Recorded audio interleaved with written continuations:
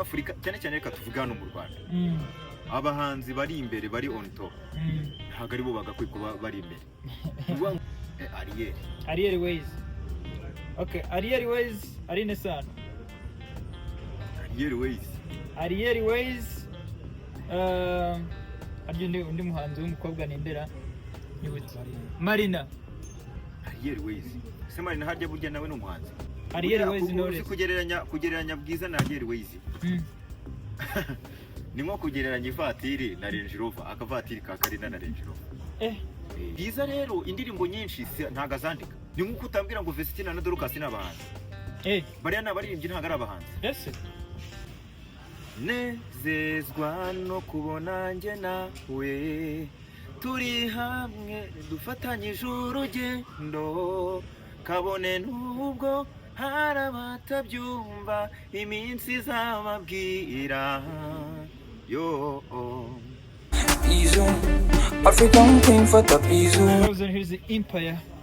Ibisanzwe uyu ni wa mwanya noneho tubazanira abahanzi barimo baratwika muri iyi minsi. Watangiye twibwira?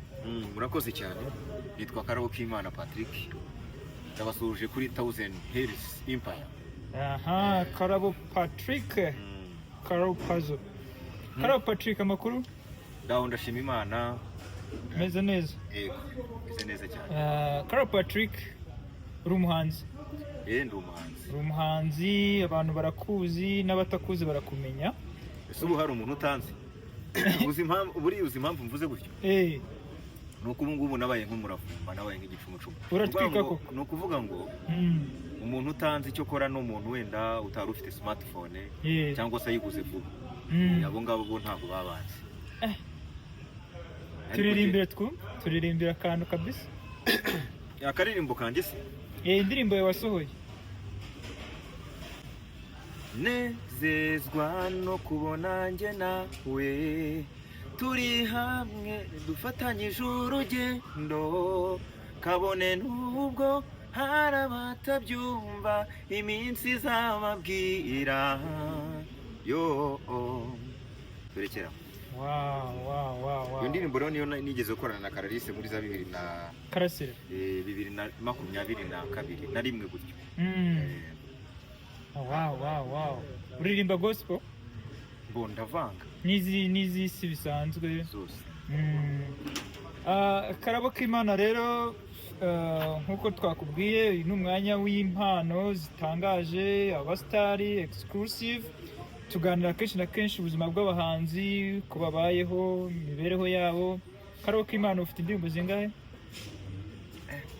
Mfite indirimbo zigera muri 50. Muri 50? Zikoze ziri muri studio. Izasohotse?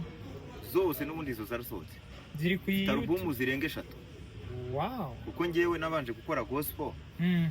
Igihe kigera mu myaka 12. 12?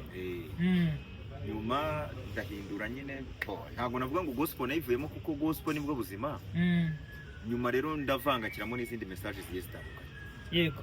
Kugira ngo nyine ufashe abantu batandukanye ingeri zose. That's good. Watangiye music ryari? Ninjiye muri studio 2012 ariko ntangira gufata mikoro mu rusengero natangiye 2008. 2008 kugeza ubu ngubu uracyaririmba kabisa? Ndacyaririmba. Indirimbo yerutse gusorora ni ryari? Indirimbo mperuka gushyira hanze ntabwo ndatangira tuwaye kuyamamaza ariko yitwa Usichoke, indirimbo ya gospel y'igiswahili. Waturimiraho gake? Iravuga ngo achandugu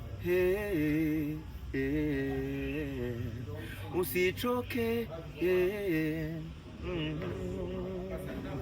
Mungu wetu anakuja kukupanguza machozi yako. Wow. That's very nice. So Karabo K'Imana hari industry ya music mu Rwanda abantu bafite bamwe zanabate music yanabate depression bitewe nuko muhanzi arabyuka mu gitondo akumva afite impano ariko akabura ubushobozi bwo kujya muri studio akabura umufasha, akabura umusapotinga, yanamubona se yajya muri studio akabura n'uburyo bwa promotion.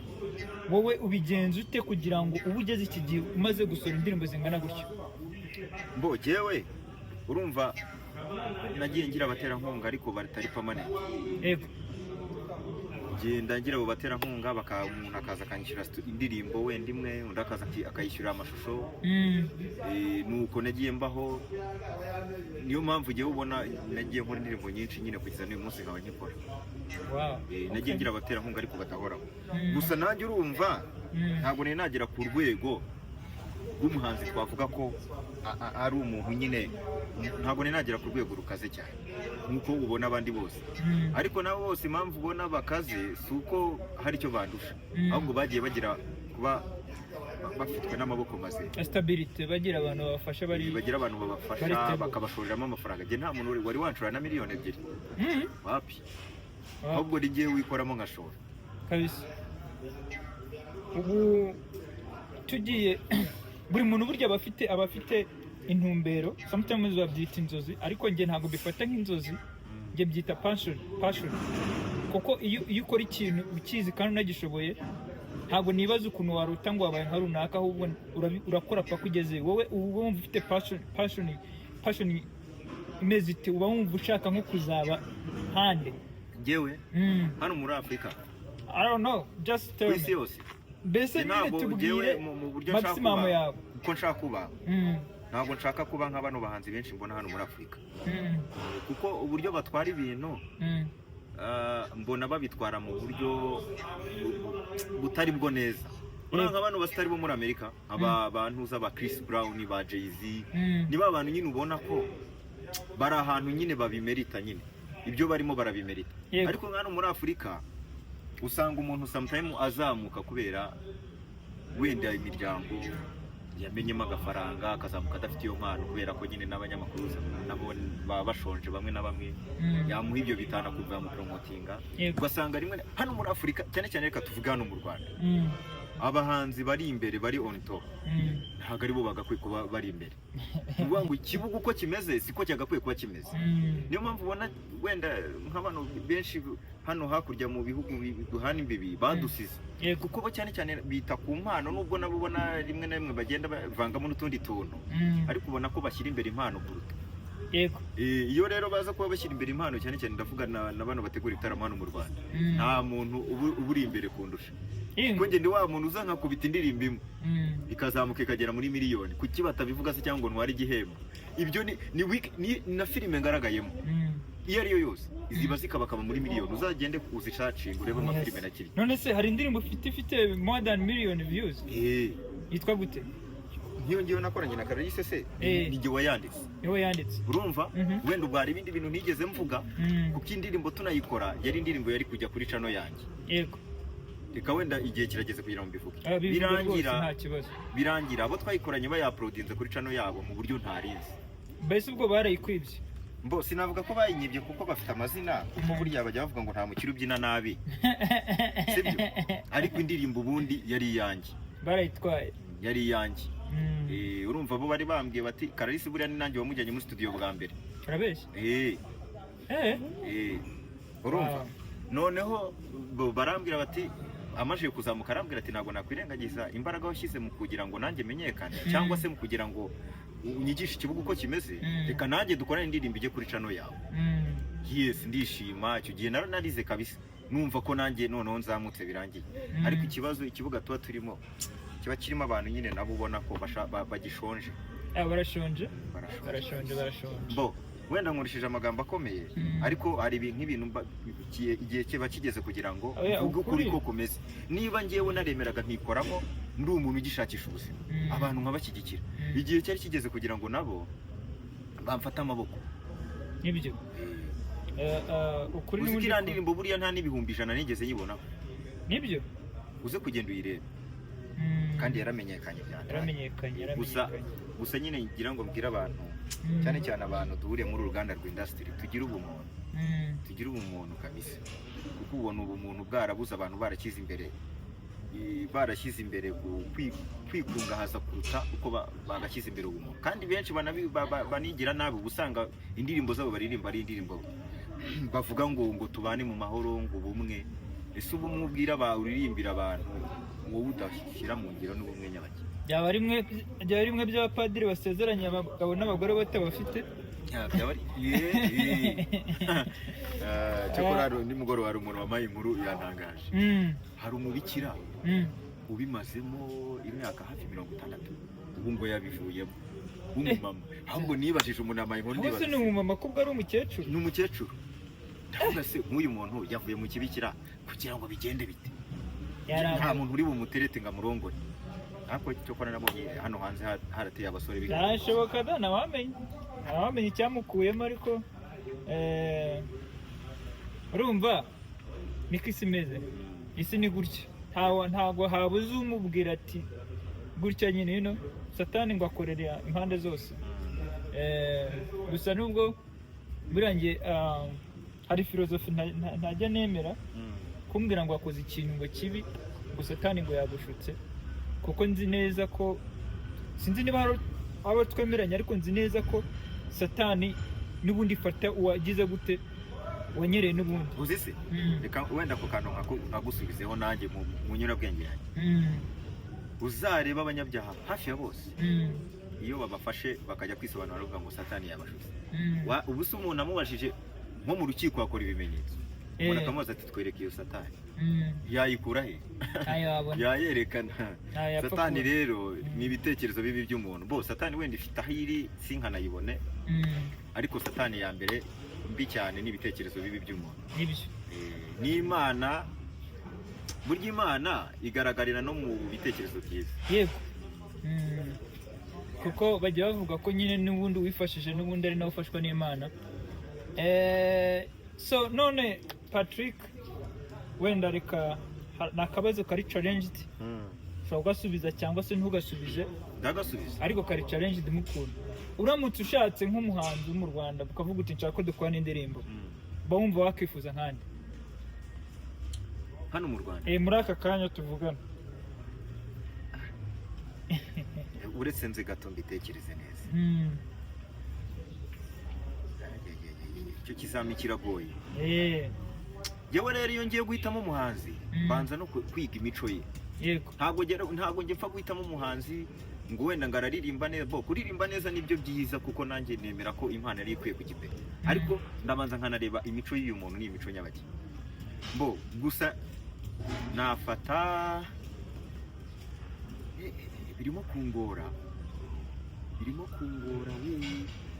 we. Reka turebe ntuza Bruce Melody. Okay, aho hantu ni nko mise mfatiraho. Njyewe ukoresha challenge, ndaza nkubwira abantu babiri uhitemo umwe. Urumva? Twagiye. Uwiringiyimana Theo, Israel Mbonyi. The Benny, Bruce Melody.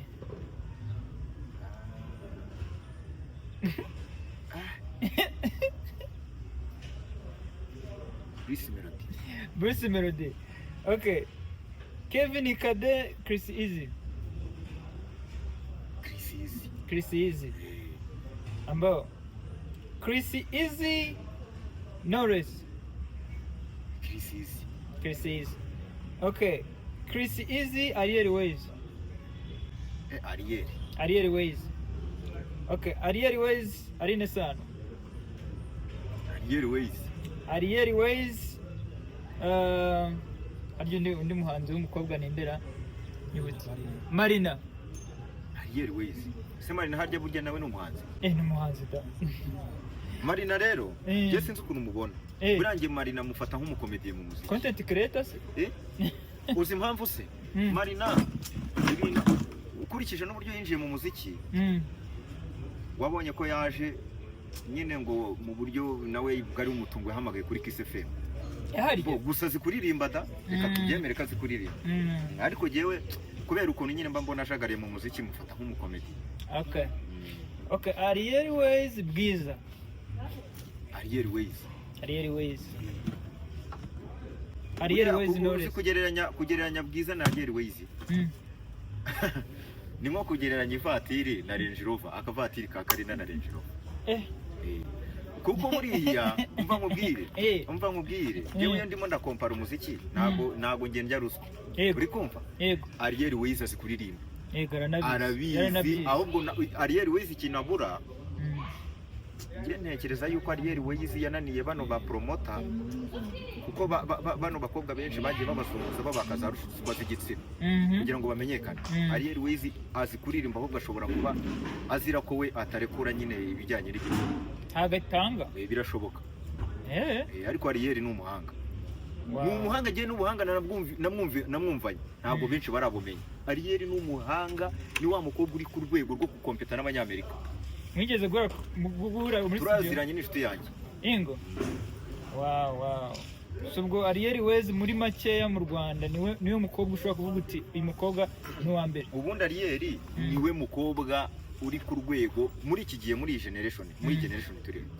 Niwe mukobwa uri ku rwego rwo kuzamura idarapo ry'umuziki nyarwanda w'umukobwa. Wow. Biragaragara ko umuziki koko wawugize wawufatiye umwanya ukawanariza wenda wuzi mu Rwanda. Kuko Ariel, reka mbabwire, hari n'abantu bashobora guhita bambwira ati Ariel Ways na Bwiza ubageranyije gute. Reka mbahe urugero. Ariel Ways ariyandikira. Ariel Ways ibintu byose niwe ubitegura, ni content creator. Bwiza rero indirimbo nyinshi ntago azandika. Ni nkuko utambwira ngo Vestina na Dorcas n'abahanzi. Bariya n'abaririmbyi ntago ari abahanzi. None se uzi ko Celine Dion uramubona uriya ndamubona wo muri Canada. Yes. Celine Dion buriya ntago ari umuhanzi, umuririmbyi gusa. Ni nk'aba Vestina na Dorcas. Rero hari abantu bitiranya abahanzi bakakubwira ngo zana umuhanzi ukazana Bwiza. Bwiza ntago ari umuhanzi, ni umuririmbyi. Nawe ni umuririmbyi. Ariel Ways rero ni umwanditsi akaba n'umuririmbyi. Nanjye nkaba umwanditsi nkaba n'umuririmbyi. Tubwira abandi baririmbyi mu muziki. Abaririmbyi abaririmbyi byose napfa kubamenya. Reka nze ngende bakubwira. Umbwiye ngo nkubwire abahanzi. Reka nze ngende nkubwira abantu ujye umbwira uti ni umuhanzi cyangwa n'umuririmbyi. Knowless ni umwanditsi burya. Buriya Knowless buriya ni umwanditsi, nubwo muba mubica hirya. Araririmba, mbere yararimbaga neza, ariko jewe mubonera mu isura cyane y'ubwanditsi. Buriya Knowless aramutse yipanze akazi no kubwanditsi hano mu Rwanda butaragira agaciro, akavuga ati jyegiye kujya nandikira abahanzi indirimbo, yahitinga kurusha uko yaririmba. Rega nawe ibyo nkubwira, abo nabo twagiye dukorana ibiganiro barabizi. Nawe ndamwemera mu ndirimbo ze, ariko cyane nkamwemera mu kwandika. Kuko yaririmbye ati turi ikipe itsinda, nyine uba wumva ko ibintu yandika bifite meaning. Burase Bruce Melody ni umuririmbyi, ni umwanditsi. Uriya ni igisambo ahantu hose ari. Ni umwanditsi, akaba umuririmbyi, akaba umupanzi w'ibitendo mu ndirimbo bigakora akazi. The Ben umufata ute? The Ben ni umuhanzi. The Ben ni umuhanzi w'umuhanga. Ikibazo cye The Ben buriya nuko atajya abasha kuza muri showbiz ngo ayigemo yimbike. Buriya Bruce Melody ikintu abadominaho, aza muri showbiz, akaza muri entertainment, akavutura no mu magambo azi gutwika, icyo bita gutwika byamvugo bajya bakoresha, akanamenya kuririmba. The Ben rero ni umuririmbyi, ni umwanditsi, akaba n'umuririmbyi, ariko ntago iyi showbiz ayimerita. Ari shy nyine, ari umuntu uri timide cyane. Ni wa muntu utirekura nyine ngo abashe kuza akumveka abantu muri ibyo bintu. Buriya nanjye niko ntenga Bruce Melody. Buriya nanjye muri showbiz urahatwika hagashya mbye. Jewe mu biganiro ndi wa muntu, ikiganiro njyamo ntago umuntu urambirwa n'umuntu ufite abadayimoni, kandi no kuri stage ntago wamba mu nzara. Marumva abahanzi bakizamuka wabuze ni nk'abande. Abahanzi bakizamuka ni benshi, harimo ba Yampano. Yampano wamuzi? Twaranahuye. Yampano umufata ute rero? Mufata nk'umuhanga mu kuririmba, mufata nk'umuhanga mu kuririmba, ariko mu kujya kuganira n'abantu agiye yisunga abantu bamugira inama. Ubona ko azi kuririmba ariko arahubuka mu mivugire, avuga ibintu bidafite control. Niko kabi. Umuhanzi bita Ivan Impano wamuzi? Ndamubona. Umubona ute we? Uriya mubona nk'umwanditsi cyane kurusha kuririmba. Arandika pe.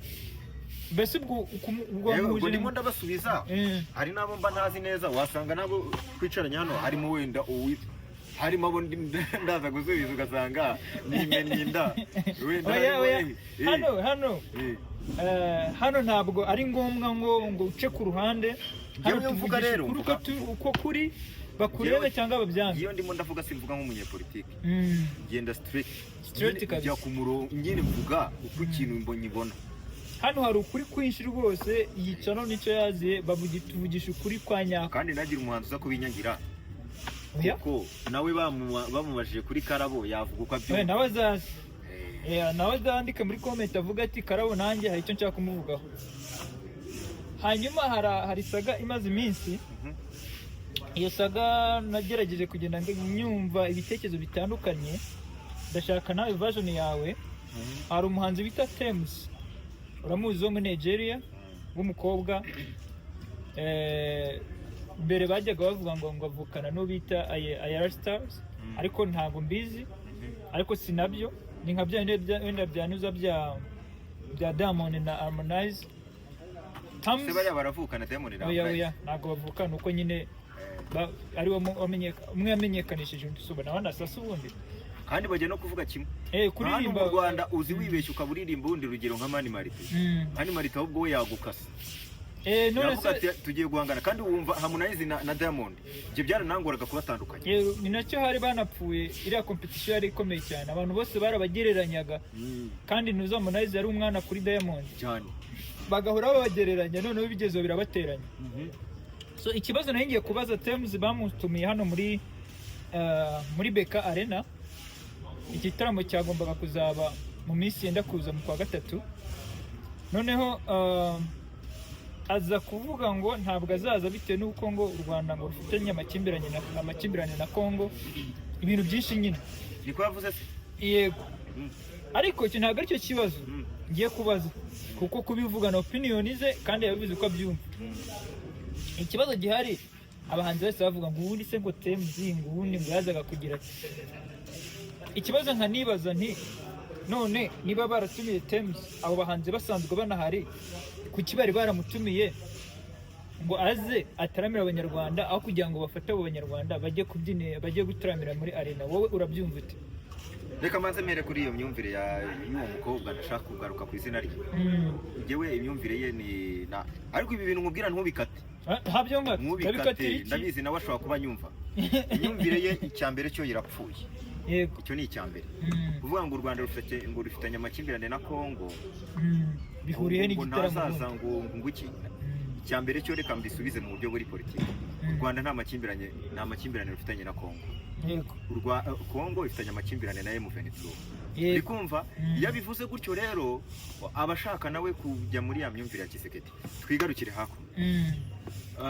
Turebe ngo muri arena kuki batatumiyemo abahanzi b'abanyarwanda. Bande se ubu ngubu uyu munsi umuhanzi ubona ko yajya muri BK Arena ukavuga uti arayimerita ninde? Tubwiye Bruce Melody yagiye, The Ben yagiye, abandi si ubahari bajyane iyo ntuza. Uyu nguyu uririmba playback, uyu w'inshuti yanjye uyu yitwa Kevin Kade. Kevin Kade ejo bundi yarantengushye. Ni inshuti yawe? Turaziranye, rega twarahuye ejo bundi mu mwaka ushize, twaririmbanye hariya muri Camp Kigali. Ejo bundi yaririmbye playback, harya yaririmbye playback muri BK Arena cyangwa akoze semirayo ni playback. Sindi sure. Bo wenda muza uriya niwe wenda uvuga uti aragerageza. Ngo nari nkubwiye turebe Kirisizi ubu muri iyi minsi yarazimye se.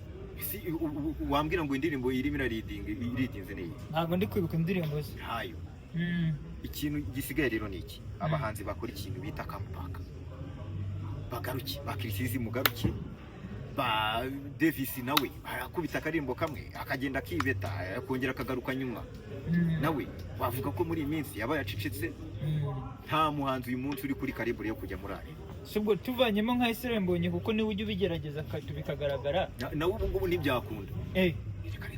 byakunda gute se wavuga ngo indirimbo aheruka gukubita ikomfaminga abanyarwanda niyi usibye ziragiye asubiramo cokora wenda agiye agategura muri Tanzania muri Kenya yabona abafana ariko nkano mu Rwanda indirimbo bavuga ngo muri iyi minsi ikaze niyi ubu ngubu twise dukonfirma ko nta wundi munyarwanda ushobora kuzuza arena ntawe keretse kwiyama ereka buriya muri BK Arena ntutekereze ko bari abahungu bahagariye BK Arena baza n'amabokeri baba batari bibi trendinga nabo barareba bajya gutumira barebye uyu munsi nta mwanzo bavuga ngo uri imbere cyane kandi icyo bazira ndakizi bazira iki ntago ari aba content creator nukuvuga ngo n'amahitaza arabagwirira n'abanebwe nk'ubuzi nka Chrisiza avuze ati cyangwa Bruce Melody avuga ati giye gukora indirimbo na Karabo k'Imana cyangwa akagira umuhanzi uza wenda nka Deben agahita avuga ati giye gukora indirimbo na Gogo kana wa mukecuru ahari uriya si umukecuru uriya mugufi nka Bruce nka Deben akavuga ati giye gukora indirimbo na Gogo uyu munsi yahita aza gukora comeback y'insazi Gogo ari gutwika nabonye aba content creator bano bahanzi nabonye indirimbo ye hari akaboro yaririmbye mu kiganiro mbona hari umu DJ muri Afrika y'Epfo wagakozemo nuzi kara trendinze bya hatari so bibonye nuvuga ngo rero ikiba gihari abahanzi bo mu Rwanda bicare be kuvuga ngo azajya ajya muri studio ngakubite hit ngo buri munsi wapi gerageza ubu mu content creator ushobora gusohora indirimbo itari hit ariko bitewe n'agashya wayishizemo igatrending trendy ishobora ushobora gukora ikintu kigatrendinga bitewe nuko ari cyiza cyangwa se bitewe nuko kitari cyiza ariko kirimo agashya none wabonye yago ibintu yakoze ejo bundi azana inyoko ye yago se yari kugaragara yago impamvu yaturendize yaraje abakubita suwejo abakubise izindi zirafropinga ahita yizaniramo inyogo ye akubisemo biremera none Karabo k'Imana uratwika koko wegewe mbavuga ibintu bihari bigaragara Karabo k'Imana usinze umuziki ikindi ukora iki yewe nkina filime yego nkaba mu influencer nkakora itangazamakuru kuri YouTube ariko ntago mfite ntuza mfite ntaki ntago mfite ikarita nyine ya RMC ufite YouTube channel yanjyewe nuko ngo ntera ibiraka nyine ku macano kamamagara aba boss yego nyine nkatera ibiraka nka hosting abatumirwa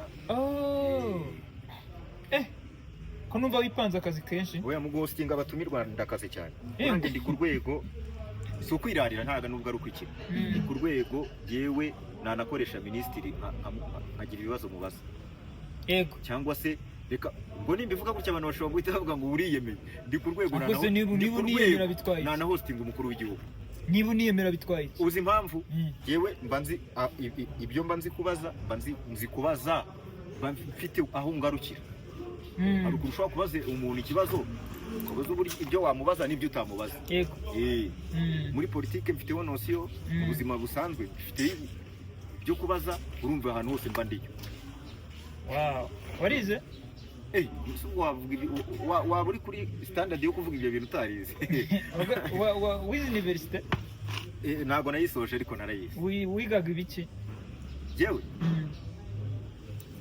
ubuse kuki ushaka kumenya ibintu nize ndashaka afite amatsiko nize cyane ibintu bishingiye ku ikoranabuhanga bijyanye n'ikoranabuhanga ubu ku ikoranabuhanga naho ufiteho utuntu tw'udukorogosho oya ahubwo nibyo nzi cyane nibyo uzi cyane bimwe mukoramo by'amakamera ya mudasobwa nese ni iki cyatumye udakomeza ngo urangize university oya ni byinshi cyane mu buzima ntabwo wabworoshye Karabo k'Imana iki gice ngiye kugeraho ni igice bita personal life ibibazo mbaza uba ufite uburenganzira bwo kubisubiza cyangwa ukabyihorera urubatse ufite umugore ufite n'abana ufite umwana w'imyaka ingahe 3 ni hafi 4 umugore wawe mumara igihe kingana iki imyaka 4 aho ngaho ni sawa cyane ndumva ibintu twagiye tunyuramo tutarambiranye ndumva bibaye kereka niba hari ikindi kintu watubwira wenda kiratuma abantu bagira ikintu mbese bakungukaho ikintu nababwira abantu bari muri industry mugerageze mukomeze muze cyane cyane ndabwira urubyiruko rukiza kuko industry yacu twari dufite mbere yarapfuye yari yarangiritse bitewe n'abantu bari barimo rero ndumva urubyiruko abana bakiri bajene abakobwa abasore muze duhindure game tuyihindure kabisa nawe urubyiruko se akagenda bamwumvise Suruba abari hafi hano abantu mba nicaye abari hano ari ibyamamare ariko banza murakundana ko ahantu hose muba muri kumwe Suruba se oya ubundi Suruba natangiye kujya mufana tanzi yego natangiye kujya mufana tanzi kureba avuga ni Suruba aho bukera tuzahura none twarahuye noneho hari ahantu yantangaje ukuntu hari umuzungu bakunda kugendana ufite ibyanwa si Suruba ni uriya muzungu yamukuruje iki nawe yagiye muri Freemason azakubwira ubwo mugomba muzahura mu kiganiro ahubwo mubiganireho urabyumva ute gusa tuzahura tubiganire gusa ikintu namubwira Suruba ibintu akora biri high level birarenze cyane n'abano bantu tubona ngo ni abantu bakora amafilime ureba se iyi burusheti n'ihene ntabwo ari imwe yicara agahora pe izi burusheti z'inyamirambo nyinshi ziba ari inyama z'imbwa ariko iyi ngiyi ni ihene kuko bayibaza ndeba noneho rero icyo nkubwira iyi game umuze tuyihindure iyi game igomba guhindura bamenya yashaka kubita agafata baba bamenya niba dukeneye ba Suruba ba Regisi bande abo bakiramani nyine muze game tuyifate neza cyane karaba k'Imana rero twishimiye kubana nawe nanone kandi ngutumiye iwanjye mu rugo uzaze ndakubwira ahantu mba uzaze tuganire nta kibazo wowe uze gushyira iki kiganiro uze kureba abaza gutukana bo ntubagireho ikibazo kuko dufite abantu bantu nyine barwanya ibyiza hari umuntu ushobora kurwanya ibitekerezo byiza wowe ntuze kubatigaho dukora nubona bakomeje gutukana upe comment hanyuma harya ugira social media wahita uzivuga mfite YouTube yanjye cishe indirimbo yitwa Akarabo k'Imana ariko ubusheti yagiye sawa rero ibindi biganiro nk'ibi nakagaruka Thousand Hills Empire